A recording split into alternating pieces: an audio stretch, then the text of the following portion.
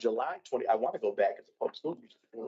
July 23rd, to order, let the record reflect that Councilmember Cost and Hussein are both present. Mr. Garza does have an excused absence, so I will be chairing the meeting in his absence. With that, that takes us to the meeting minutes from June 25th, 2025. Councilmember Cost. The minutes as written. There is a motion on the table. Further discussion? Seeing and hearing none, all those in favor say aye. Aye. All those opposed, same sign. Motion carries. It takes us to public comment on agenda items. This is an opportunity essentially for folks from the public, if you're not here to actually come to the table and be part of a conversation for a respective item, to actually provide comment at this time. So if anybody's interested, we would take your first and last name for the record, and we give you 3 minutes. Seeing and hearing none, let's go to discussion action item 5B. This is a resolution of appointment for Cambriana Crank. If you want to come up to the table, we'd appreciate that. This is a resolution for a, yes, Did we table this at the last meeting? we did. Did we officially table it? No. Okay. No, we didn't, because we knew that she wasn't to be able to make Nope, it. So it's all good. I was thinking we didn't, but again, resolution for an appointment for Cambriana Crank. This is for a resident member of the Lansing Gateway Corridor Improvement Authority Board of Directors for a term to expire June 30th, 2027. Cambriana, what we do is essentially allow for the candidate to introduce themselves to the committee, talk to the committee, just kind of, what's the desire to serve this particular board, this particular authority, and then maybe give us a little bit of your vision for that corridor, and then we'll open it up for questions and comments from the committee. Yeah, so hi, everybody. Good afternoon. My name is Cambriana Crank. As you've already stated, I am a resident of Florida, live within a mile radius. And because I live there, I would just enjoy for it to be more walkable. Yes, it's industrial, like you can only do so much, but I did see that there's quite a bit of vacancy, I think about 47 properties or so. And my background is in planning and economic development. Chris is here, but when we both worked at LEAP together, I actually managed 3 of the corridor improvement authorities. So just looking forward to bring my background and my knowledge in planning and economic development, and also just my desire as a resident who will be occupying or already occupy that space.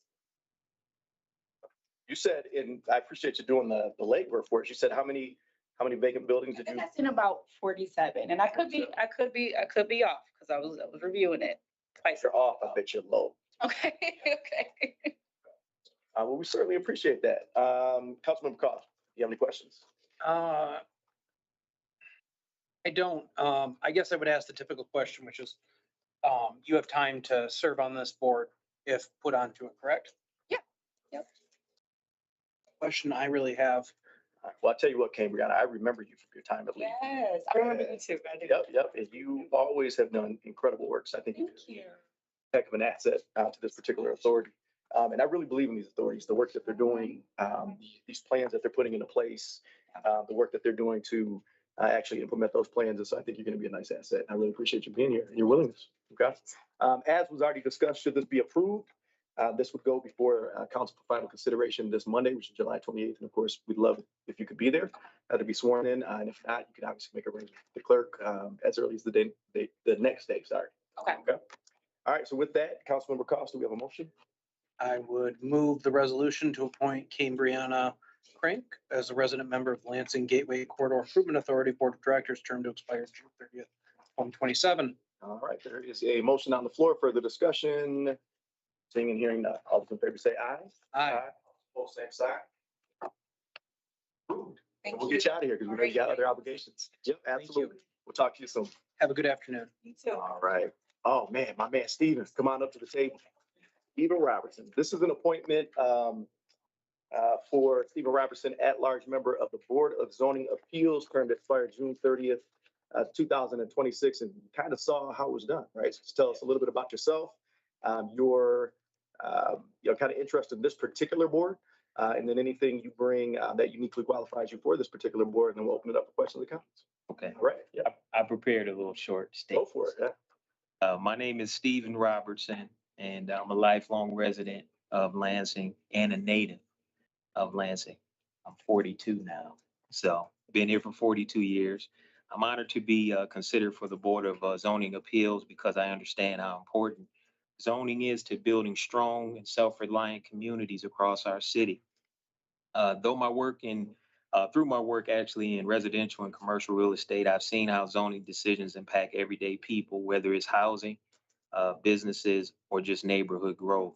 And I want to bring a thoughtful, community-minded voice to the board and learn how to help shape Lansing's future in a fair and responsible way. So I just appreciate the opportunity to be here. Also, I want to thank Rowley for pushing me for this and also Adam as well.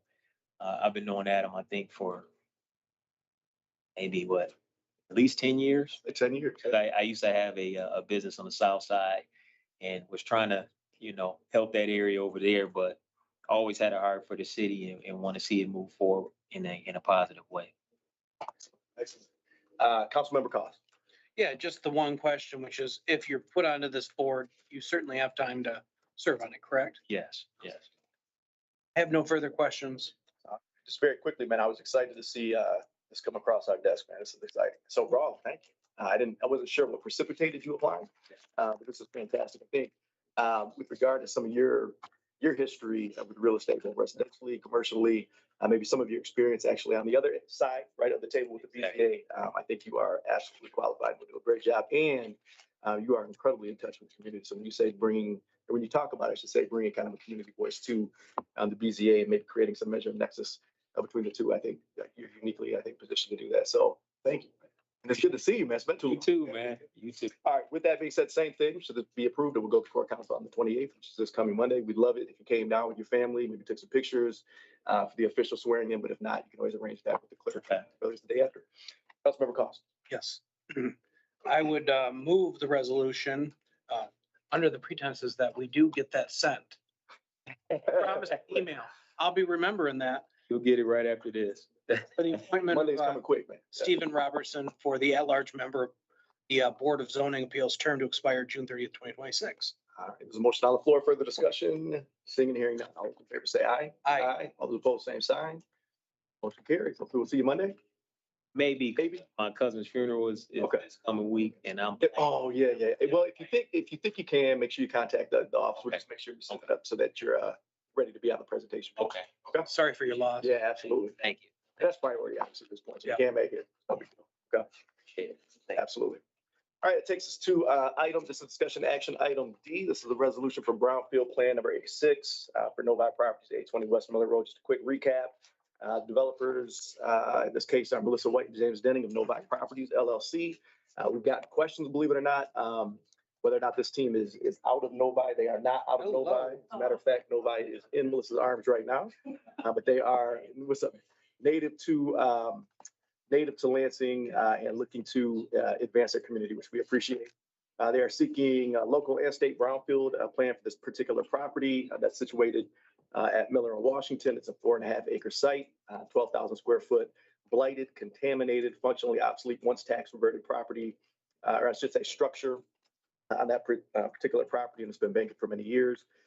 Plan as presented includes about $4 million in investment to bring things such as a laundromat, indoor, outdoor venue. I think it was discussed that space could be used for things such as baby showers, business conferences and the like. Office space, as a matter of fact, Novi Properties LLC plans to actually bring in their office, or I should say in their business into that space, which is fantastic. We always appreciate when we have a kind of on-site management of a space such as that. And then 2 restaurants. Development is projected to create an estimated 13 jobs. Brownfield request is for 30 years. During that time, it's projected that nearly $602,000 in new taxes will be generated, with reimbursement for eligible activities projected at nearly $440,000. So the remaining, I should say the balance of that is passed through the local millages, state school operating education tax, as well as local brownfield administration, local and state brownfield revolving fund. Public hearing was held last Monday, July 14th. Positive commentary. There was actually a Fox 47 news story done by Mr. Larry Wallace. He reached out to me and said that was maybe his most trafficked, if you will, online story of the year. And that almost all commentary was positive. So people seemed very, very excited for what you two are doing over at that site. As a matter of fact, Fox 47, they always take one of their most popular stories of the week and they do an ICYMI. And that was the story for the week, which was pretty cool. Yeah, that's what that is. Yeah. So in any event, if supported out of committee, this will be before council for final consideration on July 28th. With that being said, do we have anything from Chris or from the developers that you want to add? Here to answer any questions. Okay. All right. Fantastic. Councilman Cost. Frozen yogurt. I'm not gonna let that go. But otherwise, this is a very exciting project. I'm old enough to remember when that was a bar. And then to see it fall on hard times.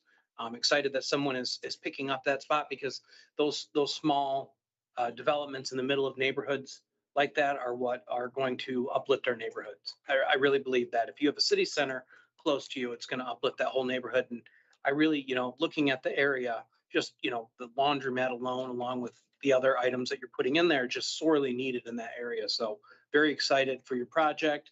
And I did watch the Larry Wallace piece. It was quite good. So I appreciate that. And I would move the resolution for the Brownfield Plan number 86. Yeah, and I agree with everything he said. I think this could be, catalytic for that area.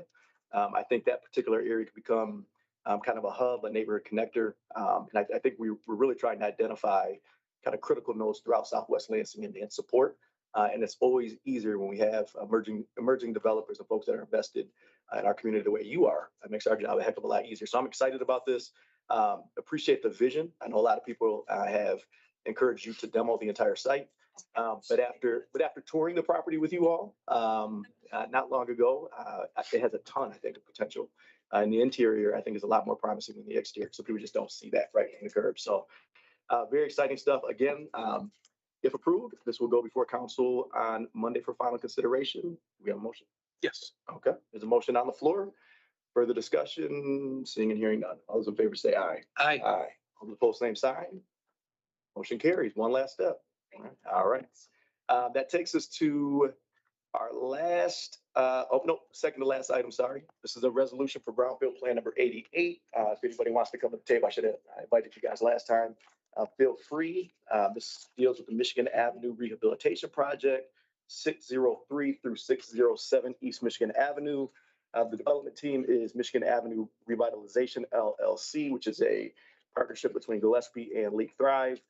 Property includes multiple contiguous buildings on the 600 block of Michigan Avenue. It is possible due to the impending relocation of the rescue mission of its adult shelter, to Kalamazoo Street. Plan calls for some $8 million in investment to rehab the buildings into 15 second floor housing units, mostly studio and one bedrooms, as well as roughly 6,900 feet of commercial storefront.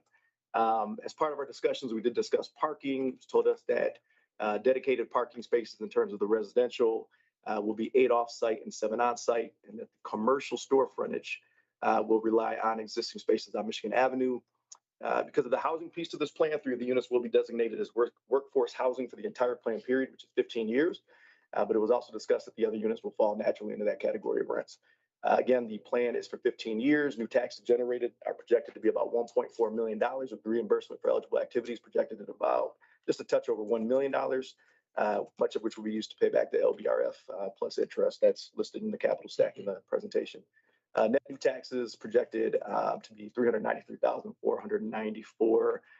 In the presentation, there was some information with regard to the UDA place. So there's promising 2 FTE jobs and construction slated to begin by October 1st of this year and no later than December 31st, 2028.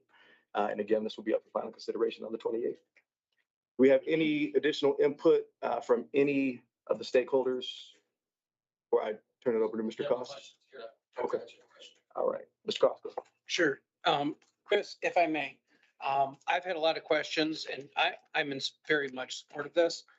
Just if you could explain what a brownfield TIF is in basic terms. I've got a lot of questions about what that is. The state website does not help in the explanation of that. So if we could just, get a high level kind of, for my own mind, simple. Yeah, absolutely. And just for folks, is this in the packet?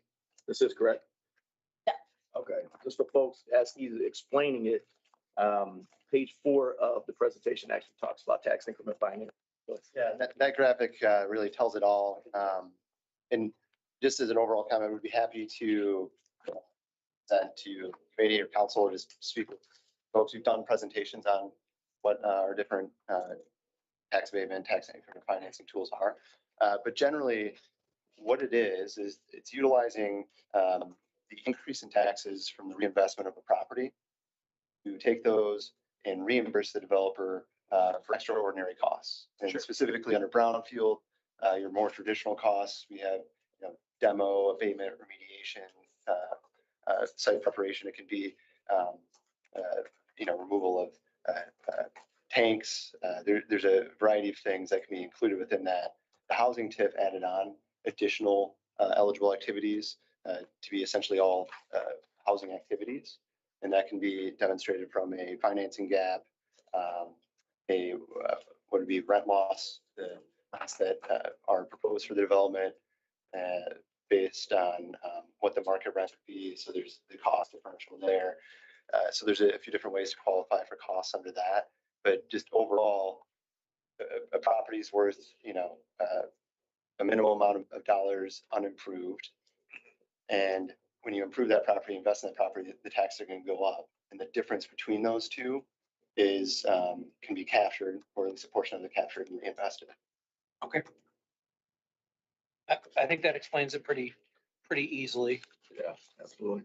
And I think, I'm in community meetings all the time, Chris, you know this, and these questions do arise a lot. I think when it's so prior to council, I'll be honest with you, I was opposed to most of these incentives. I didn't understand them, didn't know how they worked. And thought we could probably advance some of these blighted properties without them, some of these obsolescent property or obsolete properties without them. And I still think, right, there's good use and bad use. But that being said, I would really encourage you as president to maybe, we've done it in the past, but I think it's been a while, but maybe particularly in this period of time when you don't have a lot for community of the whole, maybe invite the LEDC in to talk about the different tools that are in the toolbox and kind of what the LEDC does. And love that. I'd be happy to do that. Yeah, I'll get together with you and we'll figure out something with Sherry and yourself and me for the committee for committee of whole. I think it'd be advantageous for the public, but also we have a ton of new council members. Yeah. So. Yeah. We have like a longer form presentation and a shorter form presentation, so we can go over that one if you miss a road. I mean, if it's somewhere between my presentations and Jake Brower's, then I think we're good. And I love Jake. Now, okay, so aside from that, do you have any questions? I do not. No comments? All right, then we just need a motion. Sure. I would move the resolution for Brownfield Plan 88. There is a motion on the floor. Is there further discussion? Seeing and hearing none. All those in favor say aye. Aye. All those opposed, same sign. Motion passes. All right, one last step, folks. Okay. Very, very excited about both of these developments, truly. That takes us to, I was all set to table the discussion on F. My understanding is that, and we're talking about a resolution for a construction bid scoring system. This scoring system is called for by an ordinance that we are actually considering. We set a public hearing for the 28th that will add codified ordinances subsection 206.02 subsections 1A. In any event, this deals with the procurement, of construction services. The reason I was set to table is that at our last development and planning meeting, which I chaired in Jeremy's absence as well, Stephanie Robinson from purchasing was here. She had some concerns with regard to the rubric that was established. And I asked that Chair Garza and her get together, discuss those concerns, have a report so that we could have kind of an informed discussion as part of today's meeting. And we have not yet received that report. But with that being said, my understanding is that Greg might have some information for us. Possibly. Okay. I spoke with Council President a little bit before the meeting and I said, I'm happy to explain. I know that there were some questions about just does the math. Right. And I'm happy to explain that. I will also say, I can't speak for President or for Councilmember Garza at all. But so I don't know if he's spoken with Stephanie Robinson, but I met with Stephanie to go through her concerns because I was not aware that she had them until the past committee meeting. Right. She and I communicated. I explained how this all works and how it all works together. And I think she has a better understanding of what's going on. I can't speak for her, but she left that meeting with fewer questions. but again, I'll let her, I can't speak for her thoughts. As to the points allocation, because I think that's what there were the most question about. The way that this works, I'm wishing that there were whiteboard markers because I would go over and draw on the whiteboard. But I will use my words to the best of my ability. The way that this works is taking a system with 100 points. I mean, we could inflate it to 200 points. And there could be more points, but whatever. It's still coming out of a percentage, right? So I left it at a base 100. 40 points is allocated to the cost or pricing schedule for the bid submission. And then the remaining 60 points are allocated and divided across these 10 considerations. Those 10 considerations, which in the scoring system are the ones that are numbered 1, 2, 3, 4, 5, 6, 7 with Arabic numerals. Those 10 considerations are what are currently in the purchasing ordinance. Those are the things that the city always considers in its purchasing process. Some of those naturally, and that applies to all purchases over $15,000. Some of those are naturally more important in certain types of procurements than in other types of procurements. And the difference I always make is, or a distinction that I always try to draw is, if the city is buying a turbine to put in wastewater, there's like 5 companies that make turbines. Who's got the best working turbine at the lowest cost? When you're talking about, and that's just an item that you get, when you're talking about people doing work over time, there's a lot more that goes into workmanship and how well the work gets done along the way. And so that was the request from Councilmember Garza, was in those instances where it's construction of capital stuff on city property, that's where this comes into play. And so he had requested, and we added into those existing 10 criteria sort of sub considerations. Right. Those sub considerations. Go ahead. I promise. No, I know. No, I'm at the boring part, so I'll let everybody go do better things. See some. Thank Oh, you. no. Go ahead. I'll go too, because I got a meeting at. Hey, we'll see you soon. Yeah, I'll put some comments and questions. Greg, you see the kind of impact you have on Greg? Good Wow. Lord. Not as good as Jake. I was gonna say, I tell Jake I'm coming. It's archived for our posterity. So, yeah. Go ahead. Okay, so those 10 considerations, when we are talking about, the first thing that happened is when we're talking about physical construction, there's a breakdown of points assigned to those 10 considerations. Right. And so, for example, item 1 gets 16 points. Yeah. The ability, capacity, and skill of the bidder to perform the contract or provide the service or supplies required. Okay, 16 points goes toward that. It's going to cover a lot of things, but there were 3 things that Councilmember Garza really wanted in there. And those 3 things are documentation that the bidder and subcontractor participates in an apprenticeship program. And I'll sort of summarize these: evidence that the bidder safety program and safety training program through OSHA, and then copies of documented violations through OSHA or MIOSHA. Right. Those 3 things, if those 3 things totaled up to all of the 16 points, no one could consider anything but those 3 things. Right. That would really tie up the city for example, there could be a bid that goes out where it could be for construction, but if it's a small enough bid, they might, no responder would have an apprenticeship program.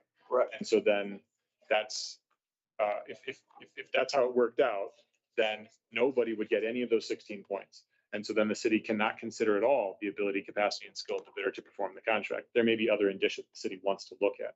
So what I tried to do through this is, if you add up the subtotals that are assigned to each of these, so the Romanettes, 1, 2, 3 under item 1, 1, 2, 3 under item 3, 1, 2 under item 5.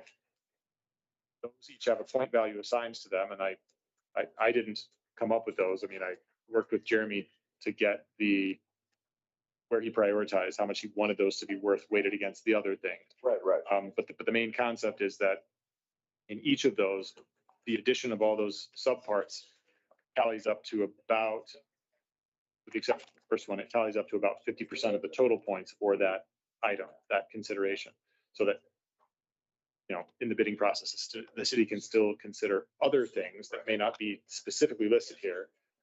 But they have to consider these that are specifically listed, and they have to assign points or take away points based on that. Got it. So it's a very long, boring explanation. I hope that it makes sense. If you have any questions, I'm happy to answer. For It me. makes sense. No, go ahead. No, sorry.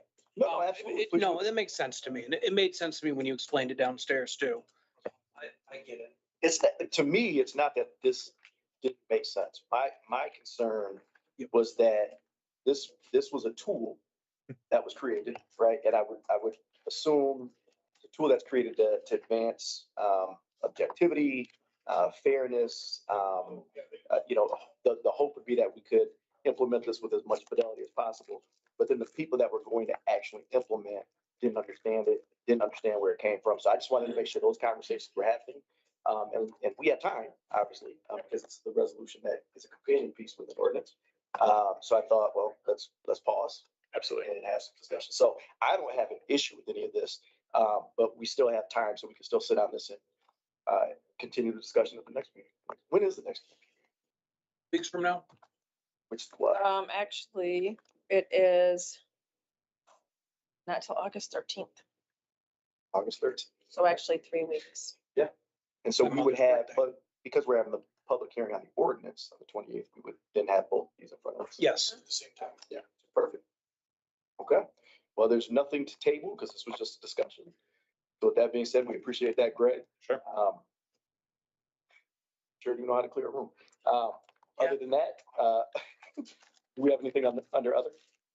No, sir. All right. So with that being said, we are adjourned at 3:57. Thanks, folks. I just confirmed that. Andy confirmed with me that the other property